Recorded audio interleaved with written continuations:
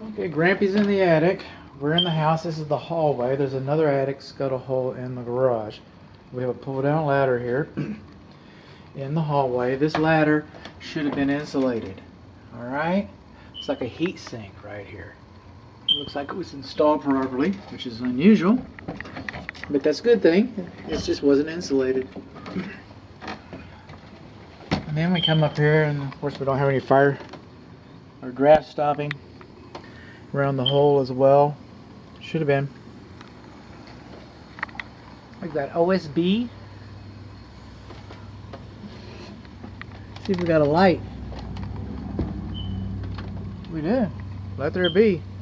Okay, we got mineral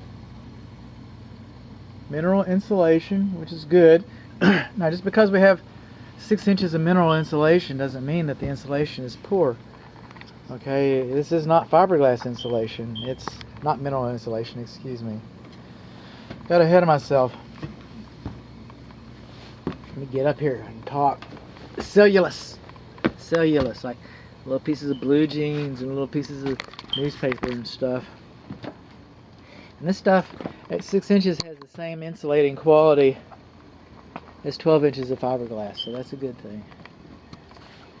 Coming on OSB, like I said. Purlins, we got stiffeners. It's pretty nice. Pretty nice. We got an electric cable on the walkways. That's not so nice. Alright. Another thing we don't have is soffit baffles. That's why it's so freaking hot up here. Alright. It's hot as an oven up here. This is called palm bracing. And you got some behind me as well as I step over this stuff. Okay, the code's relatively silent about it for that matter. It's what production builders do, mass production builders do. They don't have to measure so much. They just put the palm bracing as long as it's transferring the load. A lot of home inspectors get, quite a few of them actually, get excited. It's palm bracing, but no, if it's transferring the load, if it's not transferring the load, then I get excited. But as long as it's transferring the load, then this is a non-issue. So what about uplift? What about uplift? Well, that's why we have these collar beams. That's why we have these purlins, and that's why it's attached down there around the plates. So at this point, you know, uplift is not really an issue. We've already protected ourselves from it.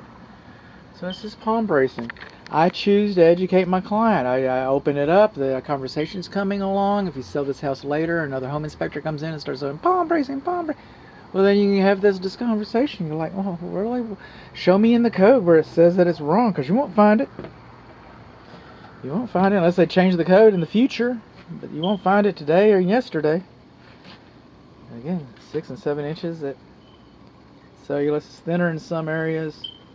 Over there, look, over there in front of, I'm calling it the office study, the guest bedroom, call it what you will. It's pretty thin over there. And again, it's hot. It's a hot attic because it's not ventilated right.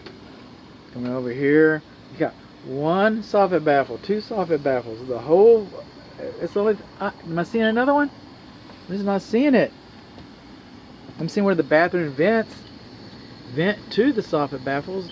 Those are, soffit baffles are air intake. The air is coming in. That vent right there, what we're looking at, that's not supposed to be carrying the air out.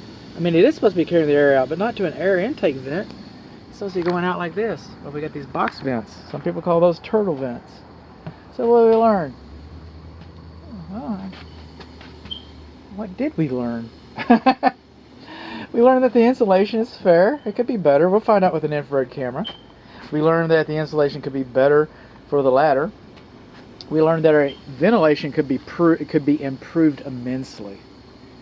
We learned that I'm just really not seeing any issues with the framing, which is good. That's what we want to learn.